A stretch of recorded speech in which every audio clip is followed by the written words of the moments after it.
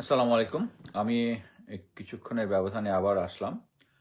আমি অ্যাকচুয়ালি চেষ্টা করছিলাম যে সেনা প্রধানের সাথে ভারতের পররাষ্ট্রমন্ত্রী বিক্রম মিশ্রের কি আলোচনা হয়েছে? এই ব্যাপারে কোনো কিছু কেউ জানে কিনা? অ্যাকচুয়ালি আ আ ১ম এ অনেক কিছুর চেষ্টা করেও কিছু না পেয়ে শেষ পর্যন্ত একটা বিশ্বস্ত সোর্স থেকে যেটা জেনেছি সেটা, যেহেতু এটা একটা সোর্স এবং এটা আমি শেয়ার করার মূল কারণ হচ্ছে এই সোর্সেরটা আমি যতবারই সেকেন্ড এবং থার্ড টাইম রিকনফার্ম করেছি সবকিছু কনফার্ম হয়েছে।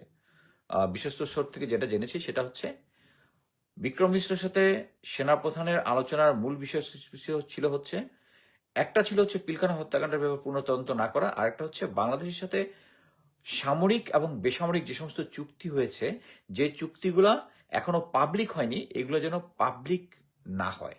চুক্তির শর্তাবলীর মধ্যে তো শেখ হাসিনা বলিয়ে দিয়েছে আমরা ভারতকে যা দিয়েছি এখন পর্যন্ত কিছু দিতে পারেনি। সেম জিনিস যেন এই চুক্তিগুলো যেন পাবলিক না হয়। এখন আমি বলবো যে এটা করার কিন্তু বিক্রম মিশ্রের সাথে করার কথা ছিল সরকারের সাথে। সরকারের সাথেও আমার ধারণা সরকারের সাথেও করেছে। কিন্তু he knows that General Walker is a stakeholder. So General ওয়াকারের সাথেও সে একই বিষয়ে বক্তব্য রাখছে। এখন আমি আসি হচ্ছে আবার প্রফেসর আসিফ নজরুল প্রসঙ্গে। আমি অ্যাকচুয়ালি উনি যখন সংবিধান নিয়ে একটা বই লিখেছেন, ওই বইটা আমি এনেছি। বইটার অর্ধেক আমি পড়েছি। এবং বিভিন্ন সময়ে উনার যে সমস্ত কমেন্ট পড়েছি সেটা হচ্ছে বাংলাদেশের সাথে বিদেশের যে কোনো চুক্তি হলেই সেটা সংসদে আলোচনা করার কথা। আমি লেমম্যান ল্যাঙ্গুয়েজে বললাম। সো তার কয়েকটা ইয়ার মধ্যেও দেখেছি যে তারা বিদেশের সাথে যে সমস্ত চুক্তি হয়েছে এগুলো নিয়ে আলোচনা করেছে। সংবিধান এখন নাই। সংবিধান মানে হচ্ছে সংবিধান হলে এটা জনগণের জানার অধিকার আছে। আমি বলবো, আমরা কি বিক্রম মিশ্র যে দাবিটা করছে, যে আশাটা করছে যে আমরা এই চুক্তিগুলো পাবলিক করব না, এমনকি ভারতের এজেন্ডা বাস্তবায়ন করব, নাকি আসিফ নজরুল যেটা নিজে বলেছেন, বইতে লিখেছেন, বিশ্বাস করেছেন যে বাংলাদেশের সংবিধানে যে বিদেশের সাথে যে কোনো চুক্তি হলেই সেটা সংসদে আলোচনা করতে হবে। সংসদে তো আওয়ামী লীগ সরকার আলোচনা করে নাই। এখন আপনি হচ্ছে আইন মন্ত্রী, ব্যবস্থা গ্রহণ করেন।